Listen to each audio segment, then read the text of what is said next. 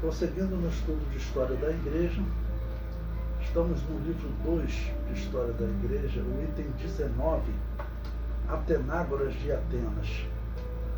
Bom, seguindo a cronologia que nós estamos estudando, o ano 190 da era cristã, Atenágoras, ele escreveu as obras Apelo em Favor dos Cristãos, onde defende o cristianismo das principais acusações. Então, das obras que ele escreveu, eu comento. A primeira obra está dividida em 4 partes. A razão da sua petição. A segunda, a resposta à acusação de ateísmo. Terceiro, de incesto, porque eles também, os cristãos, eram acusados disso. E de antropofagia, de até comer carne de criança, beber sangue, né? Segundo alguns dizem, por conta das palavras da Santa Ceia. Este é o meu sangue. Então, vocês estão bebendo sangue, literalmente. Certamente eram acusações que vinham da religião pagã, porque os sacerdotes pagãos, além do ódio espiritual que eles têm contra os cristãos, os sacerdotes pagãos, eles estavam perdendo o lucro deles e a fama deles, porque os sacerdotes, eles ganhavam tanto dinheiro com a oferta do povo, que diz a história que teve sacerdotes que eles começaram a influenciar, por exemplo, na época do Egito e na época de Roma também. Por que que o César, por que que Augusto, ele criou a ideia de que o imperador de Roma era também o pontífice máximo? Por que que ele era o pontífice máximo, ou seja, o sacerdote máximo? Porque ele queria controlar as ofertas dos sacerdotes, porque as famílias de sacerdotes controlavam aquelas ofertas. E agora não, vocês são sacerdotes, mas eu sou sacerdote de todos os deuses, então eu controlo todas as ofertas. O imperador queria dinheiro para as suas guerras, né? Então ele inventou esse título de sacerdote máximo, tá ok?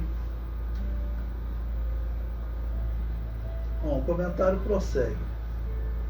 A acusação de ateísmo é a mais séria, pois a religião que dominava Roma afirmava que rejeitar os deuses representaria uma queda do Império Romano. Então eles falavam que tudo era controlado pelos deuses, que os deuses predestinavam tudo.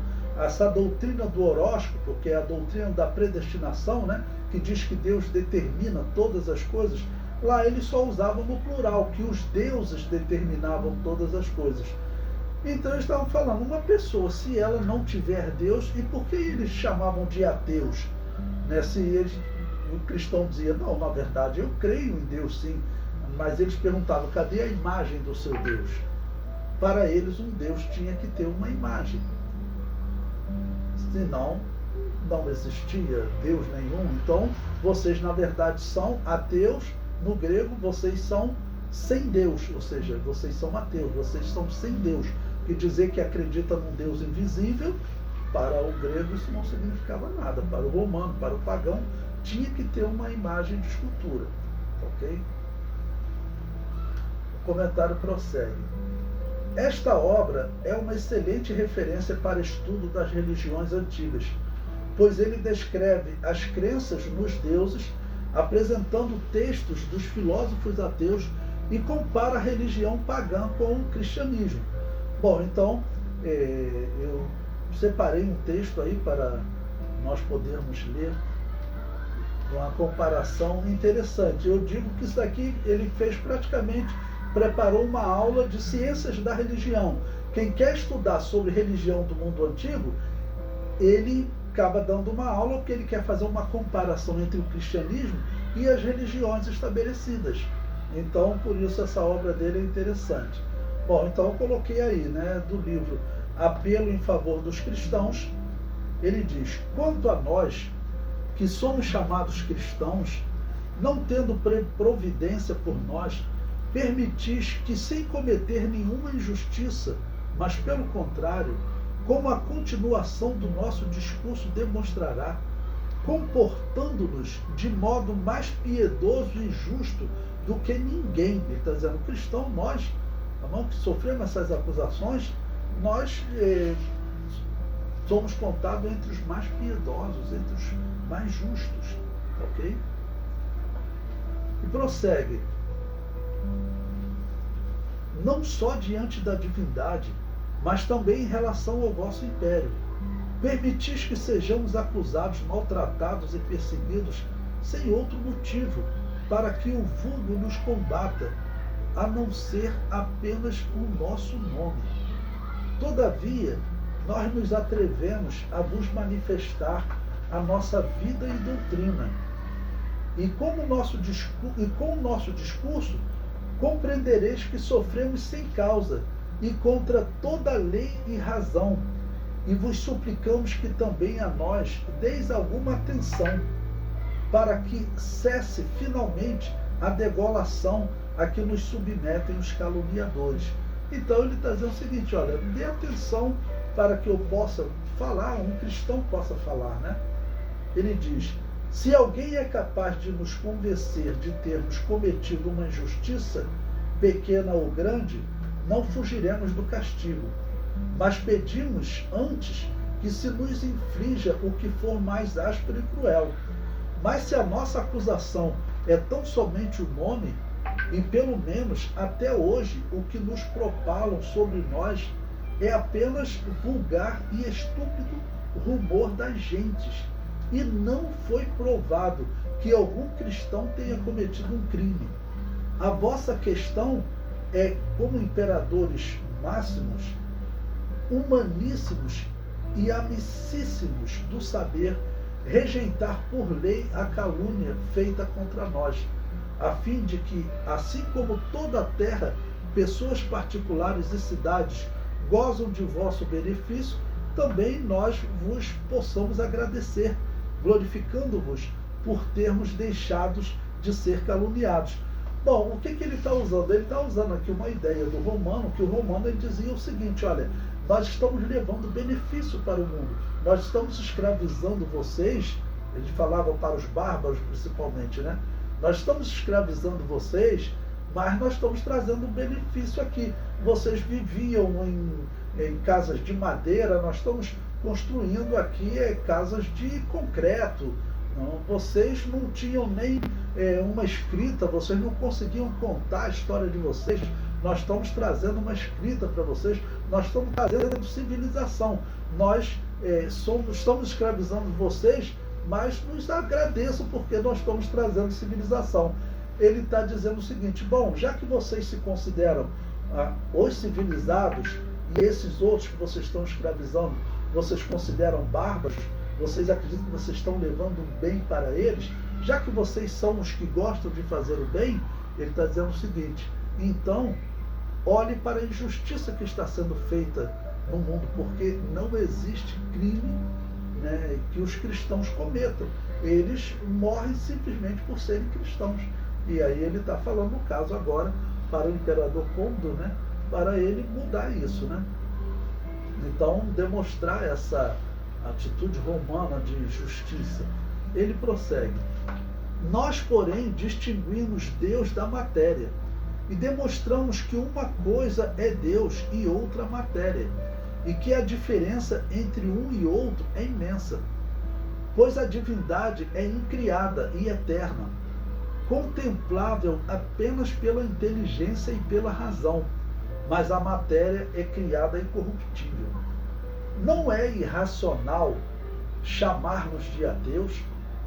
Com efeito, se pensássemos como Diágoras, tendo tantos argumentos para a crença em Deus, a ordem, a harmonia universal, a grandeza, a cor, a figura, a disposição do mundo, ou seja, ele começa a falar de filósofos gregos que falavam de Deus, né, e dos argumentos deles, no caso na natureza, né, como o apóstolo Paulo citou em Atos 17, né, ok?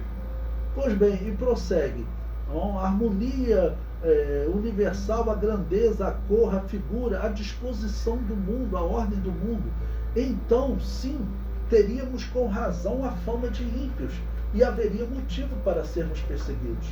Mas a nossa doutrina admite um só Deus, Criador de todo este mundo, e ele não foi criado, pois não se cria o que existe, mas o que não existe. E sim, ele é criador de todas as coisas por meio do verbo que dele procede. Portanto, sofremos ambas as coisas sem motivo, a má fama e a perseguição. Ou seja, ele está dizendo o seguinte: não é verdade quando dizem que nós somos ateus. Nós não somos ateus. Nós cremos, só que existe uma diferença. Vocês creem em muitos deuses? Nós cremos em um só Deus. Essa é a questão. O comentário prossegue. Atenágoras fala do filósofo grego Sófocles, que viveu de 497 a 406 a.C., como defensor do monoteísmo. Então, por isso que eu disse que na obra dele ele dá assim, uma aula de filosofia da religião, porque ele começa a falar: olha, eu vou falar para você de um filósofo grego que ele defendia o mesmo que nós cristãos defendemos, e ele não foi perseguido por conta disso. Veja o que ele diz. E com ele concorda Sófocles: em verdade, um só é Deus, que fabricou o céu e a vasta terra. Com isso, ele ensina sobre a natureza de Deus, que enche o universo com a sua beleza, e não só onde deve estar Deus, mas também que deve ser necessariamente único. Ou seja, ele está usando o seguinte: acreditar em um só Deus não é, na verdade, um erro, e isso sequer foi punido na história. Então, por isso eu disse, em filosofia da religião, eu até uso esse exemplo, né, de Atenágoras, ou seja, existiam filósofos gregos que eles desacreditavam daquele mundo, daqueles deuses estranhos, porque eram deuses que morriam, deuses que mentiam. Então era estranho você pensar em um ser acima dos homens, que criou os homens, mas que vivia como os homens, matando, fazendo um monte de coisas erradas. O comentário prossegue. Ele prossegue falando de diversos filósofos, tais como Platão e Aristóteles, usando esses personagens para mostrar que a crença em um só Deus não deve ser considerada errada e digna de punição. Então veja o que ele diz.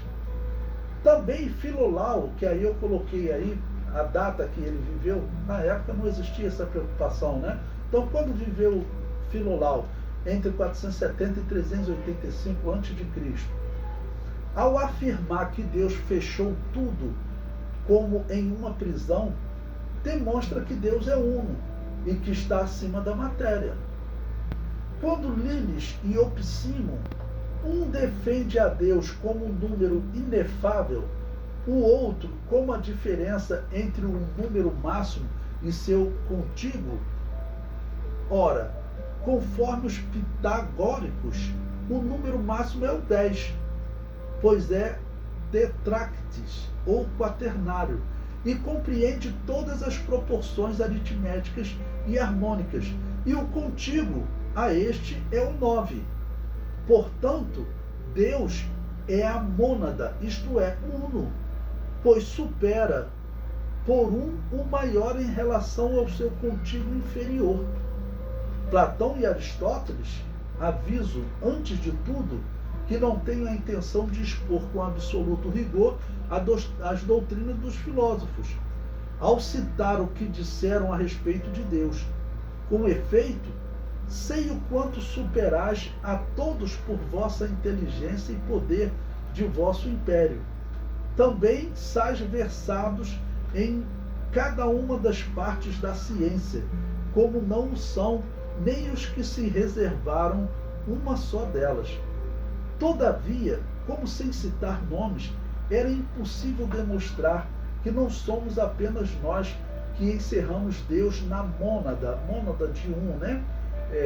Recorri aos florilégios ou coleções de sentenças. Então, ele está citando vários filósofos, dizendo que esses filósofos, eles, em alguns momentos, eles demonstraram acreditar em uma divindade única e não em uma série de divindades. Ok? Ele prossegue. Platão, portanto, diz o seguinte: ao Criador e Pai de todo o universo, não só é difícil encontrá-lo, mas, uma vez encontrado, é difícil manifestá-lo a todos, dando a entender que o Deus incriado é eterno, é um. Ok? Nas palavras de Platão, ele também deixa entender isso e prossegue. É certo que ele conhece outros, como o Sol, a Lua e as estrelas, mas conheces como seres criados, deuses, de que eu sou o artífice e pai de obras, que, se eu não quiser, não são desatáveis, pois tudo que é atado é desatável. Portanto, se Platão não é ateu, por entender que o artífice do universo é um só Deus incriado, muito menos o somos nós, por saber e afirmar o Deus por cujo verbo tudo foi fabricado e por cujo espírito tudo é mantido. Não, merece uma pausa aqui para explicar a vocês, né? Ele fala o seguinte: Platão, ele acreditava nos deuses comuns, mas Platão dá a entender que existiria um Deus superior a todos esses e que trouxe eles à vida. Nós veremos, o discípulo dele, Aristóteles, vai seguir essa mesma linha. Então, tem que existir um Deus que criou, né, que criou tudo que existe hoje, ok? E aí ele fala o seguinte: Platão só falou sobre esse Deus, mas ele não sabia o que era. E agora eu estou falando desse mesmo Deus para vocês. E vocês estão me matando, querendo me matar, por eu falar desse Deus que então Platão disse que teria que existir um Deus que criou, né, esse mundo que nós conhecemos, ok? Ele prossegue. Aristóteles e sua escola, que introduzem um só Deus como uma espécie de animal composto, dizem que Deus é composto de alma e corpo e consideram como seu corpo o éter, as estrelas errantes e a esfera das estrelas fixas, tudo movido circularmente, e consideram a alma como a inteligência que dirige o movimento do corpo, sem que ela própria se mova, sendo ela, em troca, a causa do movimento. Quanto aos estoicos, embora nos nomes multipliquem o divino nas denominações que lhe dão, conforme as mudanças da matéria, na realidade consideram Deus como uno, que era um outro grupo de filósofos, né, que tinha também muito famoso na Grécia. Então ele está citando diversos filósofos. E ele aqui até não citou que Aristóteles, ele usava uma expressão que é bastante usada hoje na filosofia, se vocês pesquisarem na internet, é o motor não movido. Né? Aristóteles dizia que a busca pelo elemento original, se era fogo, ar, terra, água, qual era o elemento, né, original que deu origem a outros elementos. Né? Então ele diz o seguinte: você pode procurar os elementos, né, que tenham dado a origem a outros elementos, mas você tem que saber o seguinte: lá na origem tem que ter tido um elemento que ele não tem origem, que ele sempre existiu, para ele poder dar origem às coisas. Ou seja, Aristóteles, vocês sabem que ele é considerado o pai da lógica. Até hoje a humanidade considera ele o pai da lógica. É assim que ele é tratado na história, né? E Aristóteles, o pai da lógica, ele fala o seguinte: olha, seguindo a lógica, você tem que pensar o seguinte: as coisas que existem, os elementos que existem, você pode descobrir que um derivou do outro, que derivou do outro, mas você vai chegar em um momento em que você vai encontrar algo que ele não pode ter derivado de nada. Então, o que a Bíblia ensina sobre um ser eterno que deu origem a todas as coisas, isso combina até com a lógica de Aristóteles. Aristóteles chamava isso de um motor não movido, ou seja, aquele que ele faz o mundo andar, fez o mundo andar, deu origem às coisas, mas ele mesmo não tem origem. Ou seja, a lógica leva a essa necessidade. tem que existir, no caso, um ser que ele não tem origem, que ele é eterno. E claro que quando chega nesse ponto, os ateus sempre falam, mas como descrever esse ser? Bom, esse ser ele está descrito na Bíblia. Ele está descrito na Bíblia. Mas a questão de como ele é descrito na Bíblia, segundo o pai da lógica, faz sentido. É lógico acreditar que tem que ter existido um ser eterno para dar origem ao mundo. Ok? Bom, ele prossegue. Com efeito, se Deus é o fogo, artifício, que marcha por um caminho para a geração do mundo e compreende em si todas as razões seminais, segundo as quais tudo se produz conforme o destino, e se o Espírito de Deus penetra o mundo inteiro, Deus é uno, segundo eles. Ele está pegando as expressões dos filósofos, né? E ele prossegue. Portanto, quem não se surpreenderá ao ouvir chamar de ateus indivíduos que admitem um Deus Pai, um Deus Filho e um Espírito Santo, que mostram seu poder na unidade e sua distinção na ordem. Então, ele está dizendo o seguinte, olha, se eles acreditam que o fogo é o elemento original que deu sentido a tudo, ele está dizendo, olha, então, o originador é o fogo, Deus é o fogo. Ele está acreditando que é um só. E os outros são deuses derivados de um Deus. Então ele está dizendo o seguinte, olha, se eu também digo que tudo deriva de um Deus, né, por que vocês estão então me perseguindo? Né? E esse Deus eu ainda descrevo como Deus Pai, Deus Filho e um Espírito Santo. Okay? Que mostra seu poder na unidade e sua distinção na ordem. E a nossa doutrina teológica não para aqui. Mas dizemos que existe uma multidão de anjos e ministros, aos quais Deus, Criador e Artífice do mundo, por meio do Verbo que dele procede, distribuiu e ordenou para que estivessem em torno dos elementos, dos céus, do mundo, do que há no mundo, e cuidassem de sua boa ordem. Então ele está aproveitando para descrever como é, vamos dizer, o ensino cristão em comparação com o ensino pagão, né? E prossegue. Sobre o fato de não nos aproximarmos ou termos como deuses os mesmos que as cidades têm, é uma palavra totalmente idiota, o que ele diz. Mas nem aqueles que nos acusam de ateísmo, por não considerarmos como deuses aqueles aos quais de modo vão se aproximam, concordam entre si a respeito dos deuses. Os atenienses estabelecem como deuses Seleu e Metamira. Os lacedemônios estabelecem Menelau, e a eles sacrificam e celebram festas. Os troianos, que não podem sequer ouvir seu nome, estabelecem Heitor. Os habitantes de Queos estabeleceu Aristeu, que identificam com Zeus e Apolo. Os Tácio estabelecem Teágenes, que cometeu homicídio nos Jogos Olímpicos, os Jogos Olímpicos dos deuses, porque existiam os Jogos Olímpicos dos deuses também, que eles brigavam, né? Os habitantes de Samos estabelecem Lisandro, depois de tantas mortes e tantos males, outro guerreiro. Os cilícios consideram Medeia e Niobe. Os sículos consideram Filipe, filho de Mutacides. Os amatuços consideram Onocilau. Os cartaginenses consideram Amílcar. Todos homens. Amílcar era um homem conhecido de 300 anos atrás, né? Que foi um general famoso. O dia acabaria se eu tivesse que enumerar toda a multidão.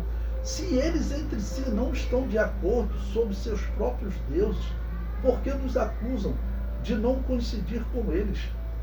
Ou seja, ele apresenta uma lógica perfeita, dizendo o seguinte, veja como essa questão de deuses é complicado. Os tipos de deuses que vocês têm, deuses olímpicos, o romano já entendia, deuses que lutavam numa arena e se matavam.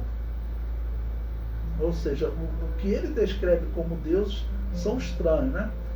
Atenágoras também descreve a origem das divindades gregas.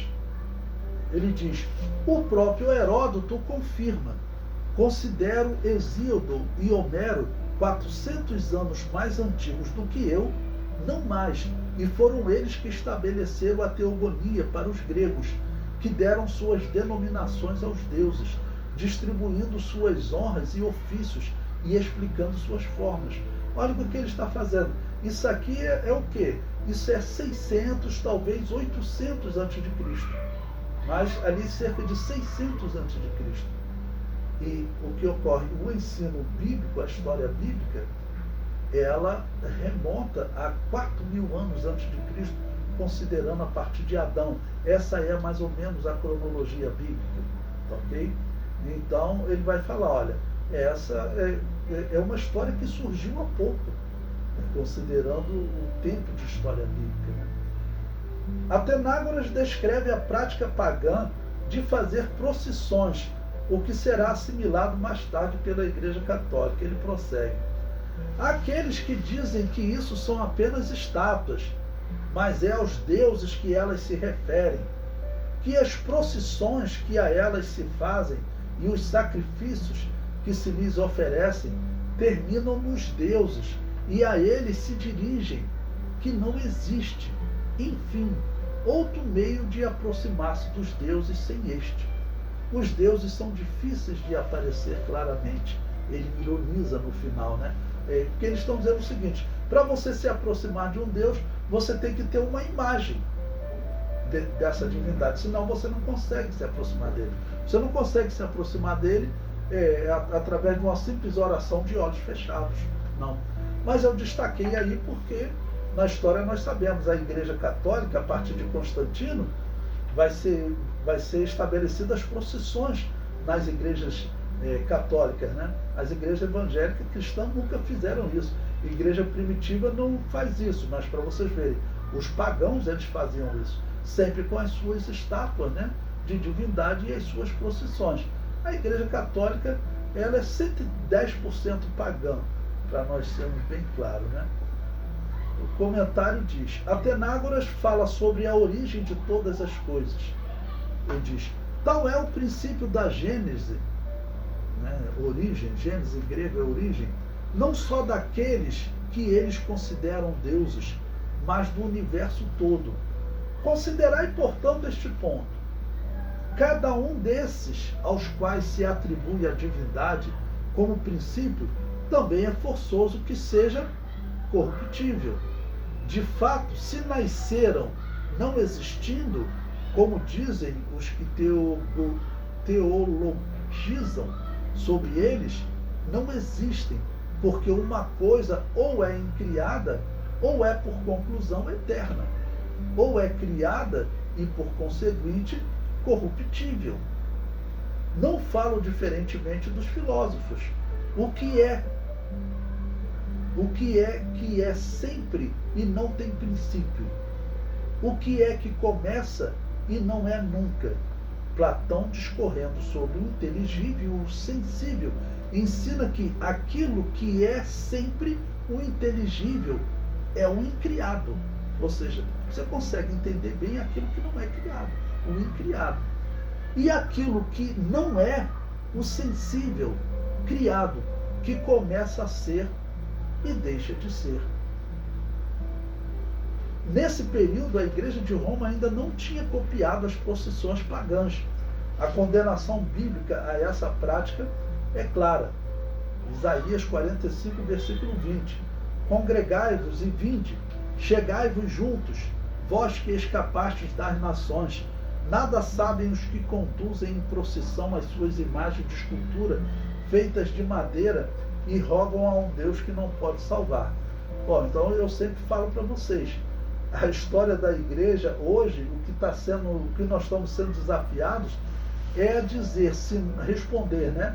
Se nós saímos da Igreja Católica, essa igreja que tem imagem de escultura, pratica essas procissões, acredita em purgatório, pratica culto aos mortos, se nós saímos dessa igreja, que pela história inicia com Constantino, ou se sempre existiram igrejas como a Assembleia de Deus, né, como Igreja Batista Geral, como Igreja do Evangélico Quadrangular, Igreja Batista Independente, ou se existiram sempre igrejas com essas características. Não batiza recém-nascido, não acredita em purgatório, não pratica culto aos mortos. Só existe uma resposta, irmãos. Só existe uma resposta. Essa igreja, com essas doutrinas básicas que eu falei para vocês, ela tem que ter existido sempre. Igrejas sem essa doutrina. E as igrejas que praticavam essa doutrina, igreja católica, igreja luterana, igreja anglicana, né, nunca foram igrejas de Deus, porque a prática do culto aos mortos é muito fácil ser identificado na Bíblia como paganismo. Nós veremos que até Calvino, ele chamava de paganismo. Aí perguntaram a ele, mas como assim, Calvino? A igreja, falando da igreja católica, pratica o culto aos mortos desde os primórdios. Aí Calvino respondeu, olha, culto aos mortos é paganismo. Agora eu não sei explicar como a igreja de Deus cometeu esse erro. Calvino, ele errou feio quando ele falou isso. Ele era para ter falado, olha, então essa não é a igreja de Deus. Essa é a igreja pagã. E nós hoje, quase 500 anos depois, estamos sendo desafiados. Ou cometemos o mesmo erro de Calvino, dizendo que a igreja de Deus praticou culto aos mortos por 1200 anos, praticou paganismo, ou nós declaramos que aquela não era a igreja de Deus. Eu acho a decisão super fácil, mas está confundindo as pessoas, né? Porque muitas pessoas no nosso meio estão chamando esses papas e esses bispos que praticavam culto aos mortos de santos. Eu já vi Agostinho de Hipona sendo chamado de santo no púlpito da Assembleia de Deus, né? Algum tipo de engano, algum tipo de cegueira existe. O comentário prossegue. A segunda obra, chamada Ressurreição, faz uma defesa dessa doutrina cristã, que era uma grande, eu botei aí entre aspas, inovação. Por quê? Porque para os pagãos, gregos, romanos, ninguém falava em ressurreição. Nem os egípcios. Os egípcios, eles acreditavam, a princípio, que a pessoa ia para outro mundo e ficava vivendo lá. Inclusive, se você destruísse a estátua da pessoa aqui, ela morria no outro mundo.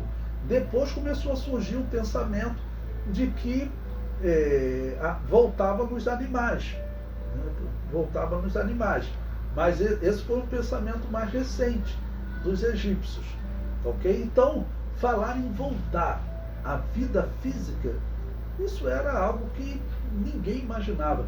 Em Atos 17, quando os gregos ouviram, mesmo os que não aceitaram Jesus, eles disseram, queremos te ouvir mais sobre esse assunto, porque ressurreição, voltar a esse mundo, vamos dizer, é algo que só tem na Bíblia. Não é algo que só tem na Bíblia. Pois bem, então a citação dele diz, quem criou pode criar.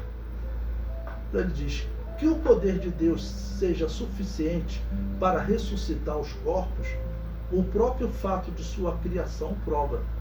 Se Deus fez os corpos dos homens que não existiam, conforme a primeira constituição e princípios neles, com a mesma facilidade ressuscitará os que, seja como for, se desfizeram. Por isso é igualmente possível para ele. Como se desfizeram, ou seja, como morreram.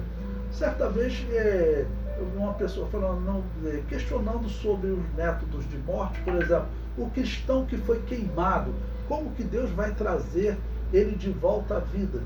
Irmãos, o que a Bíblia prega é que Deus, ele é todo poderoso. Okay? Então ele pode trazer a vida. Se a Bíblia diz que ele vai trazer a vida, ele pode trazer a vida. Seja um corpo que já estava até em estado de decomposição, como no quarto dia Lázaro já estava, ok? Com certeza os vermes já estavam comendo, Deus trouxe ele de volta à vida. Então o que acontece com uma semana ou com 1000 anos que a pessoa faleceu, o Todo-Poderoso pode trazer a vida. E ele está defendendo, ele está dizendo, olha, a nossa doutrina você tem que considerar pelo menos coerente. Eu prego que um Deus Todo-Poderoso trouxe tudo à existência. Okay? Então ele pode fazer alguém voltar à existência também. né? Então, defendendo porque a doutrina da ressurreição, ela é uma doutrina que ela, no mundo pagão, ela era muito questionada também, como uma doutrina que poderia ser chamada de louca, vamos assim dizer, mas no mínimo ela era então assim uma inovação, eles diziam.